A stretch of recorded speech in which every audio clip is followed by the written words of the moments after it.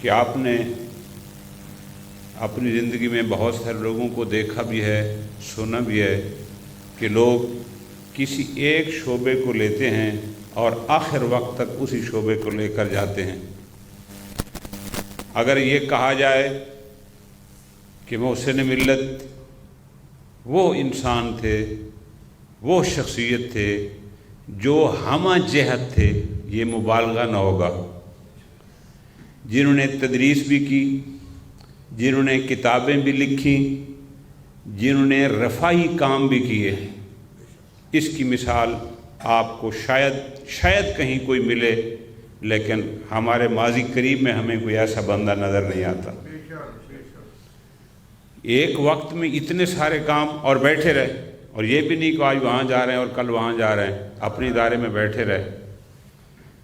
اللہ جسے چن لیتا ہے اپنے کاموں کے لیے، پھر وہ دنیا میں بھی کامیاب ہوتے ہیں اور آخرت میں بھی کامیاب ہوتے ہیں۔ ہم نے خود وہ علاقہ دیکھا، سکردو شہر سے 60 کلومیٹر دور، جس زمانے سڑکیں بھی نہیں ہوا کرتی تھیں، خالص پہاڑی علاقہ تھا۔ 1940 میں اس عظیم ہستی نے وہاں آنکھ کھولی، اور صرف 14 سال کے تھے کہ والد کا سایہ بھی سر سے اٹھ گیا۔ 14 سال،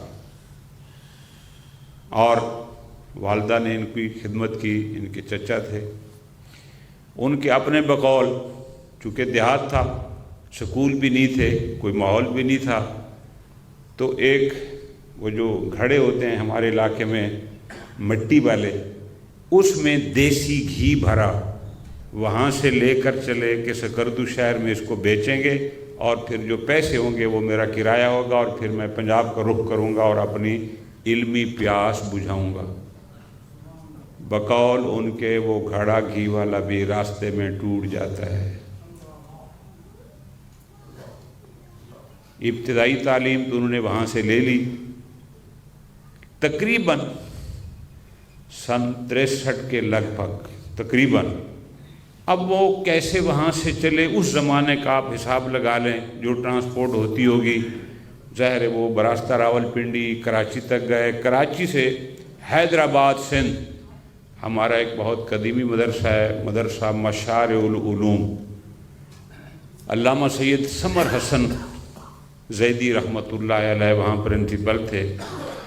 اللہ نے ان کو چونکہ ایک مقام دینا تھا، وہ کن ذرائع سے، کن طریقوں سے بالآخر حیدرآباد کے اس لطیف آباد میں پہنچ جاتے ہیں۔ اب ایک شخص جو سکول کالج بھی نہیں پڑھا، اردو بھی اس کو پوری نہیں آتی، اور ایک ایسے ماحول میں جاتا ہے جہاں سوائے اردو کے اور کچھ سمجھا ہی نہیں جاتا، لیکن چونکہ اللہ کی تائید ان کے ساتھ تھی، وہاں 1.5 سال تک رہے۔ اردو انتہائی مضبوط ہو گئی وہاں، چونکہ ایک حد تک تعلیم تھی۔ پھر وہاں سے چلتے ہیں، سفر کرتے ہوئے ملتان آتے ہیں، لیکن چند دن کے لیے، پھر وہاں سے وہ آ جاتے ہیں خوشاب، اور تقریباً 1.5 سال خوشاب میں پڑھتے ہیں۔ اس زمانے علامہ محمد حسین صاحب خوشاب میں ہوتے تھے، جو بعد میں سدھو پورہ شفٹ ہو گئے اور پھر وہاں فوت ہوئے۔ ریکارڈ کے مطابق سن 66 میں وہ جامعۃ المنتظر لاہور تشریف لے جاتے ہیں،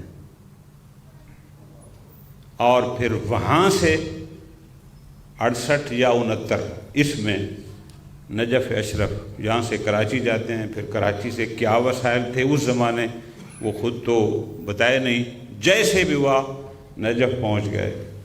اور آپ کو جو بات بتانے کی ہے وہ یہ ہے کہ جب نجف جاتے ہیں، وہاں آیت اللہ محسن حکیم رحمۃ اللہ علیہ کا زمانہ تھا، تو جب تک طالب علم امتحان پاس نہ کرتا، اس کو ماہانہ جو خرچہ ملتا تھا وہ نہیں ملتا تھا۔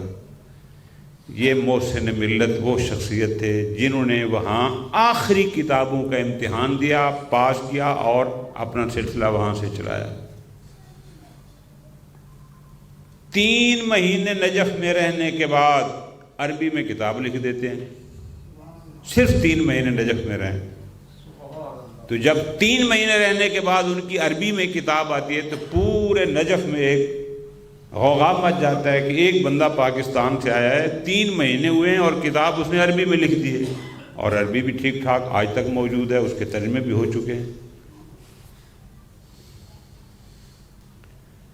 آیت اللہ العظمی سید ابو القاسم خوئی رحمۃ اللہ علیہ، آیت اللہ سید باقر صدر رحمۃ اللہ علیہ، ایسی ہستیوں کے پاس انہوں نے آخری تعلیم حاصل کی، اور پھر 1974 میں ریکارڈ کے مطابق آپ کے اسلام آباد آ جاتے ہیں۔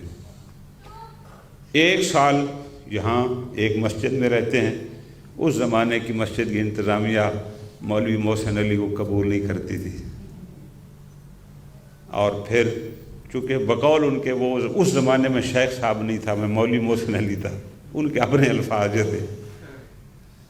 پھر 1975 میں انہوں نے جامع اہل بیت کی بنیاد رکھی، اور پھر جامع اہل بیت اتنی ترقی کرتا ہے کہ پورے پاکستان میں جہاں کسی اچھے عالم اور مدرس کا نام ہوگا وہاں جامع اہل بیت کا ذکر ضرور آئے گا۔ یہ آپ کی اس مسجد کے امام اسی مدرسے کے فارغ التحصیل ہیں۔ آپ ان کا علم دیکھیں، ان کی عبادت دیکھیں، ان کا الحمدللہ کردار دیکھیں، یہ ہیرے انہوں نے وہاں تیار کیے۔ پھر جامعۃ الکوثر، یہ خیر 92 میں اس کی بنیاد رکھی، اور پھر 2002 میں اس کا تدریسی سلسلہ شروع ہوتا ہے۔ لیکن اصل جو چیز گزارش کرنے کی ہے، اور آپ بزرگان اپنی نئی نسل کو بتانے کی ہے، کہ محسن ملت فقط ایک مدرسے کے مولوی نہیں تھے، ان کی جو فکر تھی وہ کوئی اور تھی۔ مدرسے کے مولوی تھے، سکول انگلش میڈیم بنا رہے ہیں، مدرسے کے مولوی تھے، کیڈٹ کالج بنا رہے ہیں۔ کل ایک سابق وزیر اعلیٰ آیا ہوا تھا ہمارے پاس فاتح کے لیے، میں نے اس کو کہا ہے کہ آپ فیڈرل بورڈ کا ذرا ریکارڈ نکالیں گزشتہ 10 سال کا، فیڈرل بورڈ کا ریکارڈ نکالیں 10 سال کا۔ پہلی 3 جو اس کے ٹاپ کے سکول ہیں ان میں ایک ہمارا اسوہ کالج اسلام آباد ہوگا۔ یہ سوچ کہاں ملے گی؟ شاید اسی وجہ سے آیت اللہ سیستانی نے فرما دیا کہ شیخ محسن کو پہچانا نہیں گیا۔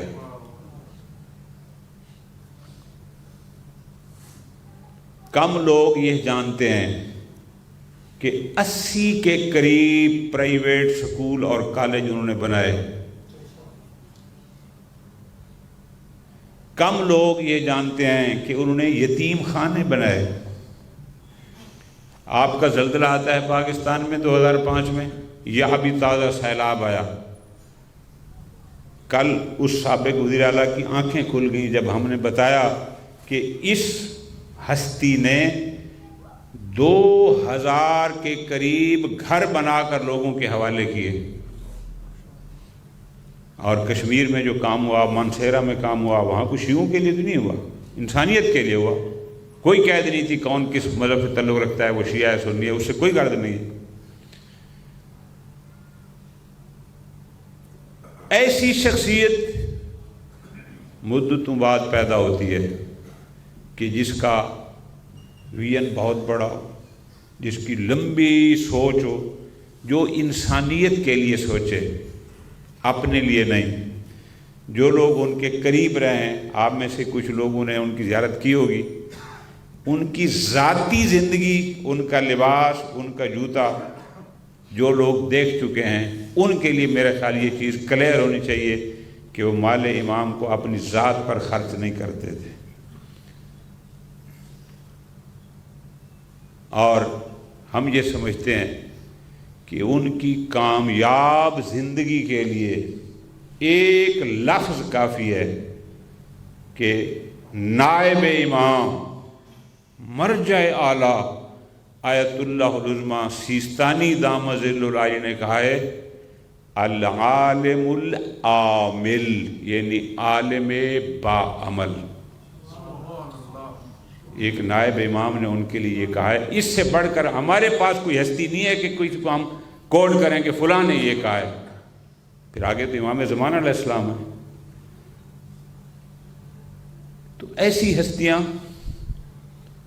جنہوں نے انسانیت کے لیے کام کیا، تشیع کا سر فخر سے بلند جب بیان کیا جاتا ہے کہ اس نے کام کیا، اور شیعوں کے لیے نہیں ہے بات، انسانیت کی بات ہے، پاکستان کی بات ہے، سب کے لیے کیا، اور ہر میدان میں آپ کی 10 جلد کی تفسیر الکوثر آئی، کوئی اردو تفسیر اس کا مقابلہ نہیں کر سکتی۔ بلاغ القرآن ترجمہ چھوٹا سا حاشیے کے ساتھ 40 کے قریب اس کے ایڈیشن اس وقت تک چھپ چکے ہیں، تو کوئی چیز تو ہے نا کہ دنیا اس کو لے رہی ہے۔ بچے ایم فل اور پی ایچ ڈی کے تھیسس تفسیر الکوثر پر کر رہے ہیں، کچھ تو اس میں ہے۔ اور آخری بات آپ حضرات کی خدمت میں، کیونکہ ہمارے ہاں جن لوگوں کو انگلش آتی ہے وہ پھر ہم مولوی بیچاروں کو کچھ نہیں سمجھتے، یہ دنیا سے دور ہے، ان کو کوئی پتہ نہیں۔ انہوں نے ایک کتاب لکھی ہے، چونکہ یہاں نوجوان نہیں ہیں، ورنہ میں گزارش کرتا کہ وہ سرچ کریں، الحاد کے خلاف۔ یہ جو آج کل یونیورسٹیوں میں چلا ہوا ہے کہ یہ مولوی بنایا کوئی اللہ اور رسول اور قیامت، کچھ ایسا نہیں۔ اب انہوں نے اس میں جو چیز بتانے کی ہے وہ یہ ہے، سائنسی تحقیقات کو لیا، سائنسی تحقیقات اور مشاہدات کو کوڈ کیا اور اس کے ذریعے توحید کو ثابت کیا۔ اس کا مطلب ہے انہوں نے اس آخری عمر میں سرچ کی، گوگل پر گئے، خود سمجھا کہ سائنس کیا کہہ رہی ہے، اور پھر اس سے توحید کو ثابت کیا، تاکہ اگر کوئی بندہ کہے میں قرآن کو نہیں مانتا تو سائنس کو تو مانتا ہے نا، سائنس تیری یہ کہہ رہی ہے، پھر اس کے ساتھ انہوں نے اس کو توحید کو ثابت کیا۔ یہ بہت بڑی بات ہے کہ ایک بندہ نہ کالج گیا نہ یونیورسٹی گیا، سائنس سبجیکٹ اس نے پڑھا نہیں، اور میں بلکہ آپ کو گزارش کروں گا کہ آپ اس پہ جائیں، ابھی ہم نے اس پر اردو پر کام کیا ہے، انشاءاللہ وہ بھی نیٹ پہ آ رہا ہے، کہ آپ اس کو بھی جب دیکھیں آپ کو ایک ذرہ برابر بھی سائنسی تحقیق اور ان کی تطبیق میں فرق نظر نہیں آئے گا۔ تو ایسے لوگ بہت کم دنیا میں آتے ہیں، اور اللہ تعالیٰ ہمیں توفیق دے کہ ہم اپنے محسنوں کو یاد رکھ سکیں۔ میں ایک بار پھر جامعۃ الکوثر کے تمام اساتذہ کی طرف سے، یہاں کے تمام انتظامیہ کا اور بانیان کا شکریہ ادا کرتا ہوں کہ آپ نے اپنے محسن کو یاد رکھا۔ ان کے سال سوال کے لیے بلند تر صلوات۔